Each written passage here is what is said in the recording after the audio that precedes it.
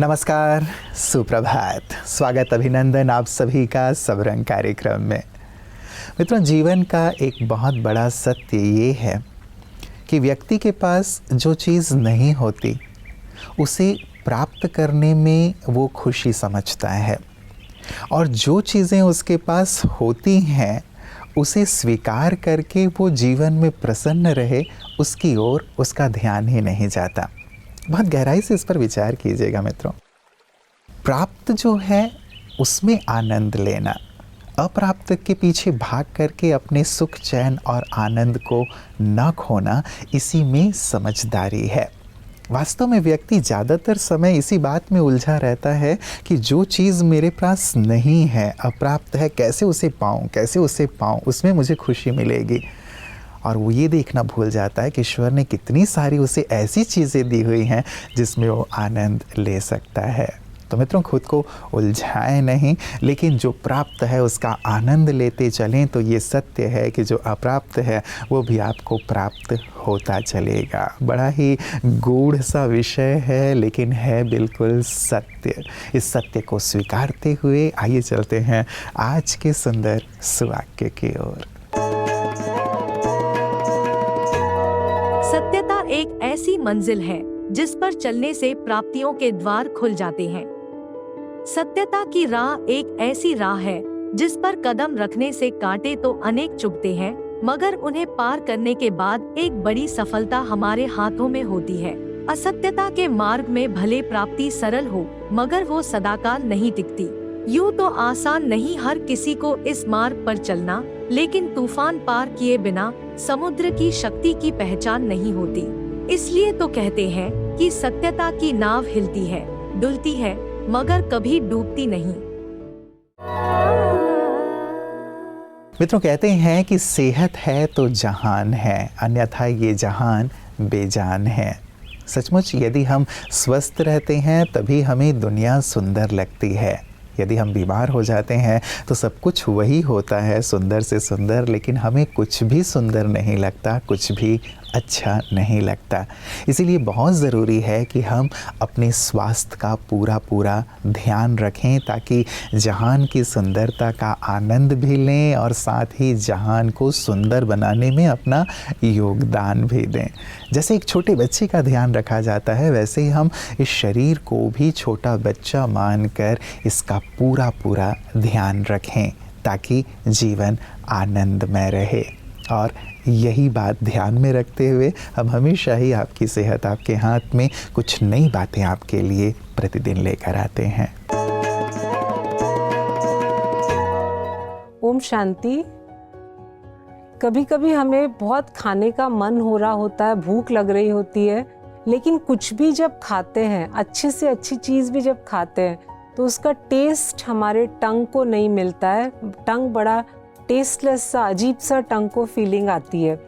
तो ऐसा क्यों होता है? तो थोड़ा अगर आप ऑब्जर्व करें अपने ही जीभ को, अगर आपकी जीभ के ऊपर वाइट पैचेस हैं और आपको खाने में से, भोजन में से कोई टेस्ट, कोई स्वाद नहीं आ रहा है, मतलब कहीं ना कहीं आपकी लिवर की फंक्शनिंग सही नहीं हो रही है। तो हमें लिवर को डिटॉक्स करना ज़रूरी है। लिवर को डिटॉक्स हम कैसे करेंगे? उसका एक बहुत आसान सा तरीका है, सिर्फ 3 दिन के लिए हमें करना है।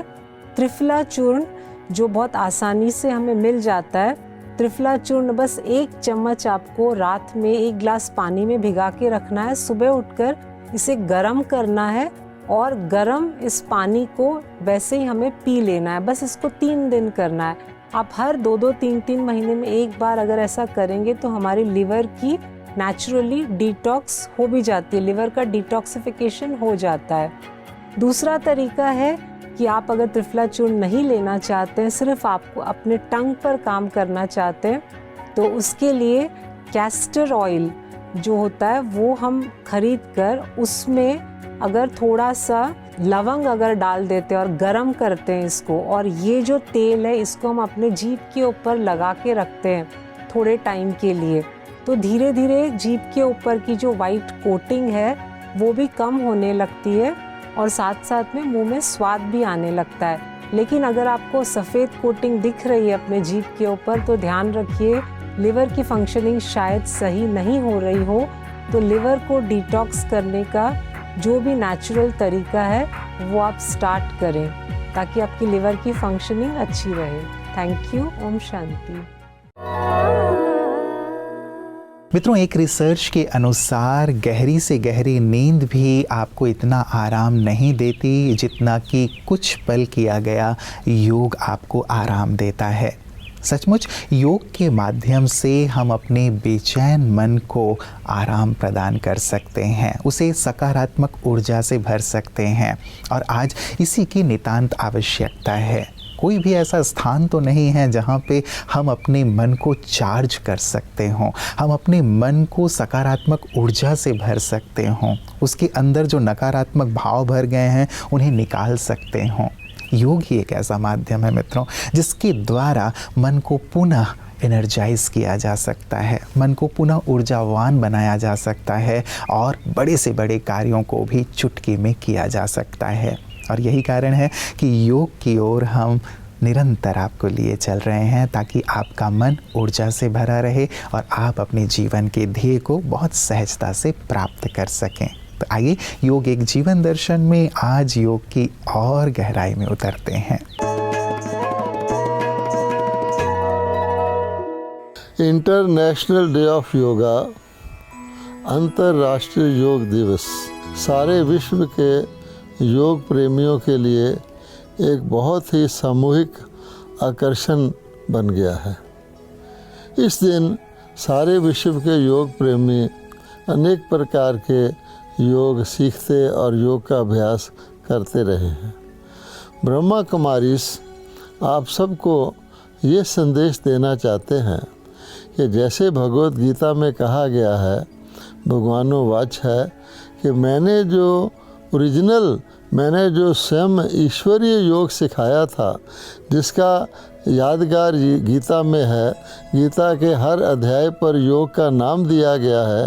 राजयोग का अर्थ क्या है कि इसके अंदर आपको किसी प्रकार की भी हठ क्रियाएं, आसन, प्राणायाम आदि नहीं करना होता है। भगवत गीता में ऐसा कहीं भी नहीं बताया गया है। राजयोग का अर्थ है कि आत्मा, अपने को आत्मा समझकर हम सब परमात्मा जो सदा है ही परमात्मा, उनसे स्नेह युक्त संबंध योग अर्थात एक लिंक बनाएं और स्नेह युक्त याद से, परमात्मा की याद से हम आत्माओं में जो मनोबल हमारा खो गया है और उसके कारण से विकार रूपी बीमारियां, काम, क्रोध, लोभ, अहंकार वो आत्मा के अंदर आ गई हैं, जो कुछ भी आत्मा पुरुषार्थ करता है उसको वो वायरस की तरह ख़त्म कर देती हैं, उसको दुखी और अशांत बनाए रखती हैं। उसको दूर करने के लिए परमात्मा प्यार से, परमात्मा हमारे परम पिता हैं, वो अपनी संतानों के रक्षक हैं, तो परमात्मा यही विधि आकर के बताते हैं, जिस कारण से उनको योग ईश्वर कहा गया है।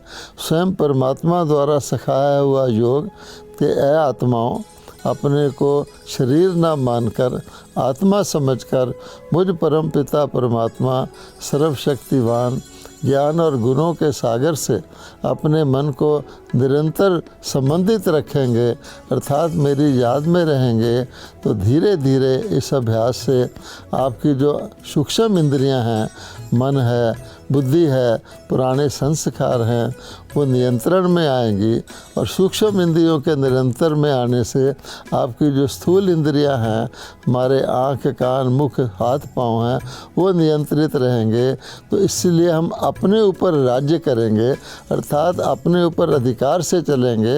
हम अपने मन को जहाँ लगाना चाहेंगे, हम जो बोलना चाहेंगे, जो सोचना चाहेंगे, जहाँ जाना चाहेंगे वो करेंगे। इसका नाम राजयोग है। तो सभी मनुष्य आत्माओं का जो योग में इंटरेस्टेड हैं, ध्यान इस ओर खिंचवा रहे हैं कि ब्रह्मा कुमारी से संपर्क करके उस योग की विधि को सीखकर जीवन में अति इंद्रिय सुख की प्राप्ति करें, जो इस योग का असली लक्ष्य है। ओम शांति। मित्रों, कहते हैं कि जब कोई व्यक्ति आपसे प्यार करता है तो आपकी बुराई भूल जाता है, और जब आपसे नफ़रत करता है तो आपकी अच्छाई भूल जाता है। सचमुच मन में विचार आ रहा था कि जीवन जो इतना मूल्यवान है उसे हम यूं ही नफ़रत, ईर्ष्या, घृणा, द्वेष या कहीं पे भी उलझ करके खो तो नहीं रहे हैं। ईश्वर ने ये जीवन दिया है तो इसे कैसे संपूर्ण रूप से हम सार्थक करें, सफल करें, इस पर हमें ज़रूर विचार करना चाहिए। क्या ऐसा किया जाए जो जीवन संपूर्ण सफल हो और मुझे भी संतुष्टि प्राप्त हो। आध्यात्म है वो सुंदर प्रकाश और मार्ग है मित्रों, जहाँ जीवन जीने की कला सिखाई जाती है कि जीवन को कैसे संपूर्ण रूप से सार्थक किया जा सकता है। और यही कला ब्रह्मा कुमारी बहनें सभी को सिखा रही हैं। आइए देखते हैं पीस न्यूज़ हाइलाइट्स में उनकी इन सुंदर सेवाओं को। वर्ल्ड ब्लड डोनर्स डे के उपलक्ष्य में ब्रह्मा कुमारीज के मनमोहिनीवन परिसर स्थित ग्लोबल ऑडिटोरियम में रक्तदान करने वाले भाई बहनों का सम्मान समारोह कार्यक्रम आयोजित किया गया। इस समारोह में सभी का तिलक लगाकर स्वागत किया गया। तत्पश्चात सभी भाई बहनों के मनोरंजन हेतु एक मैजिकल शो भी दिखाया गया। इस अवसर पर joint chief of Brahma Kumaris B K. Sudesh Didi ji, senior cardiologist doctor B K. Satish Gupta ji, chief of multimedia B K. Karuna Bhai ji, district governor of rotary club Shri Mohan Parashar ji, DIG of CRPF Shri D.S. Rathore ji एवं अन्य कई मुख्य अतिथिगण भी मौजूद रहे और दीप प्रज्वलन करके कार्यक्रम की शुरुआत की। इस दौरान मनमोहक नृत्य प्रस्तुति एवं गीतों के माध्यम से सभी का मनोरंजन किया गया। तत्पश्चात उपस्थित मंचासीनों ने उपयुक्त विषय पर अपनी शुभ प्रेरणाएं व्यक्त की। बेहद की भावना से हम देखें तो हम कौन हैं? हम सब एक ही परम पिता परमात्मा की संतान हैं। आध्यात्मिक में हमको यही सिखाया जाता है कि जो कर्म हम करते हैं वही हमारे लिए सुख और दुख का कारण होता है। अगर आप रेगुलर ब्लड डोनेट करते हैं तो आपको ब्लड प्रेशर आपका कभी बढ़ेगा नहीं। अगर है तो बड़ा, अगर ब्लड प्रेशर की बीमारी है तो आप रेगुलर ब्लड डोनेट करेंगे तो आपको ब्लड प्रेशर की दवाइयाँ कम हो जाएंगी। इस अवसर पर director of global hospital BK. Pratap भाई जी ने भी वीडियो के माध्यम से सभी को कार्यक्रम की बधाई दी।